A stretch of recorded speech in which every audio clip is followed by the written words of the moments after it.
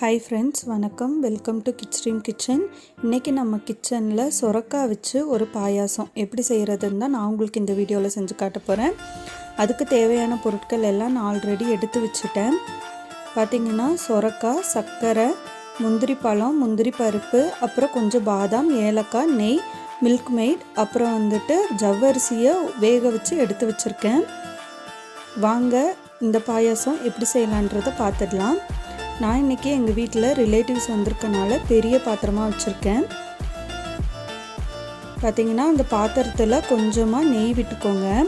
இப்போ நம்ம அந்த முந்திரி திராட்சை எல்லாத்தையும் வறுத்தெடுத்துக்க போகிறோம். நெய் சூடானதும் அதில் ஃபஸ்ட்டு முந்திரியையும் ஏலக்காய் அப்புறமா பாதாம் இது எல்லாத்தையும் போட்டு நல்லா பொன்னிறமாக வதக்கிடுங்க.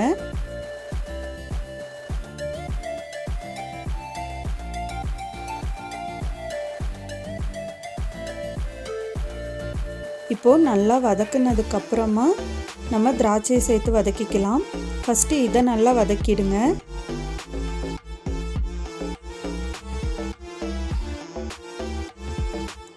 இப்போ பார்த்தீங்கன்னா இதில் திராட்சை சேர்த்துடுங்க. திராட்சை சேர்த்து திராட்சை நல்லா குண்டு குண்டாக ஆகி வர வரைக்கும் நல்லா வதக்கிடுங்க. இப்போது எல்லாம் வதக்குனதுக்கப்புறம் இதை ஒரு பிளேட்டுக்கு மாற்றிடுங்க. பார்த்திங்கன்னா திராட்சை நல்லா வதங்கிடுச்சு. இப்போ இது ஒரு பிளேட்டுக்கு மாற்றிடுங்க. நான் ஆல்ரெடி சொரக்காவை நல்லா உள்ளே இருக்க அந்த பஞ்சு மாதிரி இருக்க அந்த விதையெல்லாம் எடுத்துகிட்டு தோல் சீவிட்டு நல்லா துருவி எடுத்து வச்சுருக்கேன்.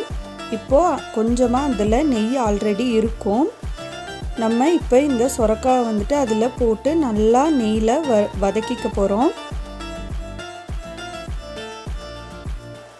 நான் நார்மலாக நம்ம வீட்டில் தேங்காய் சீவுறதுக்கு என்ன சீவல் வச்சுருக்கீங்களோ அதுலேயே தான் சீவி எடுத்திருக்கேன். கண்டிப்பாக மேலே இருக்க தோலை நீக்கிடுங்க. உள்ளே இருக்க அந்த பஞ்சு மாதிரி இருக்க அந்த விதையும் எடுத்துடுங்க. எடுத்துட்டு நல்லா துருவிட்டு இதில் சேர்த்து நல்லா வதக்கிடுங்க. நான் ஜவ்வரிசியை குக்கரில் ஒரு 2 விசில் விட்டு எடுத்து வச்சுருக்கேன். இப்போ அதையும் இது கூட சேர்த்துடுறேன். சொரக்காய் நல்லா வதங்கினதுக்கப்புறமா ஜவ்வரிசி சேருங்க. இப்போது அந்த ஜவ்வரிசியில் கொஞ்சமாக தண்ணி ஊற்றி சேர்த்துடுறேன். இப்போது இது எல்லாத்தையும் நல்லா கிளறி விட்டுருங்க. கிளறி விட்டு ஒரு 2 மினிட்ஸ் மூடி போட்டு வச்சுடுங்க.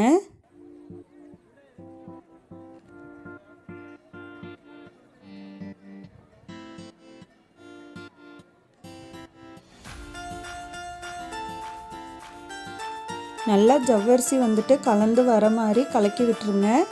கலக்கி விட்டதுக்கப்புறமா ஒரு 2 மினிட்ஸ் மட்டும் மூடி போட்டு வைங்க. இப்போ பார்த்தீங்கன்னா 2 மினிட்ஸ் ஆயிடுச்சு. நான் பால் ஆல்ரெடி காய்ச்சி எடுத்து வச்சுருக்கேன். உங்களுக்கு தேவைக்கேற்ப இதில் பால் கலந்துடுங்க. பால் சேர்த்து நல்லா கலந்து விட்டுருங்க.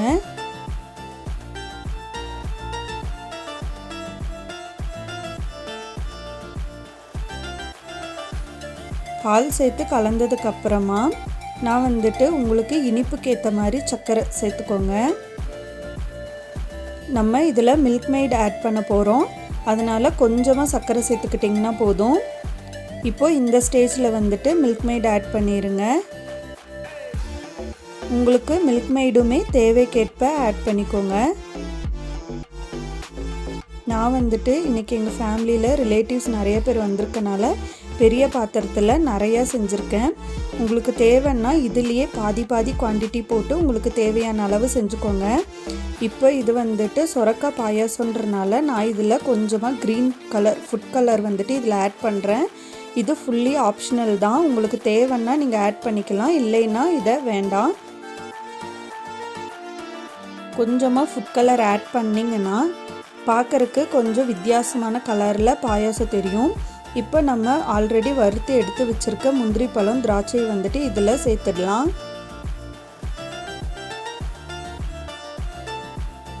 இப்போ இதை ஒரு 2 மினிட்ஸ் மட்டும் அப்படியே சிம்லையே வச்சுடுங்க. நல்லா கலந்து விட்டுருங்க. சொரக்காயில் ஒரு டிஃப்ரெண்ட்டான பாயாசம் ரெடி பண்ணிட்டோம். அவ்வளோதாங்க, ரொம்ப சிம்பிள் தான். வீட்டில் கண்டிப்பாக எல்லோரும் ட்ரை பண்ணி பாருங்கள். எப்படி இருந்ததுன்னு சொல்லி எங்களுக்கு கமெண்ட் பண்ணுங்கள். நம்ம வீடியோவை ஃபஸ்ட் டைமாக பார்க்குறவங்க மறக்காமல் சப்ஸ்கிரைப் பண்ணிவிடுங்க. பக்கத்தில் இருக்க பெல் ஐக்கானை கிளிக் பண்ணிவிடுங்க. அப்போ தான் நாங்கள் போடுற வீடியோஸ் உங்களுக்கு அப்டேட்ஸில் வரும். லைக் பண்ணுங்கள், ஷேர் பண்ணுங்கள், கமெண்ட் பண்ணுங்கள். தேங்க்யூ.